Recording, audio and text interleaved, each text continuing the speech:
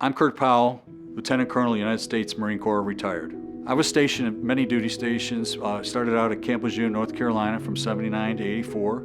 The contaminated water at Camp Lejeune greatly affected my family. It started with 2 miscarriages by my wife while we were stationed there. It continued on with 2 cancers she endured, one in '91 and one in '07 that killed her. My daughter was born at Camp Lejeune, North Carolina, had non-Hodgkin's lymphoma and is in remission. My brother, who was a doctor stationed at Camp Lejeune with me during that period, died of Parkinson's disease. My mother, who stayed with us quite often to babysit the kids and stuff, died of leukemia, and I have liver and kidney damage.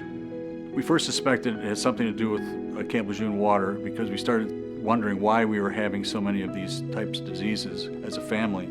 Also comparing notes with families that had lived with us at Camp Lejeune. And then, of course, when they came out with the announcement in the late '80s that there was toxic water, it kind of put everything together and made sense to us. I felt that the response by the government was slow and somewhat unresponsive. Sending me newsletters, the slow process of the giant bureaucracy, it was almost as if they wanted us to die off and to forget about it. I hold DOD and VA and the government responsible for not taking the action sooner. It's important to have a claim submitted and get some additional funding because you don't know what disease will rise in the future and you don't know what it will cost. And you want to be able to have something for your children, your grandchildren, whoever, to make sure they're taken care of should something happen to you in the future.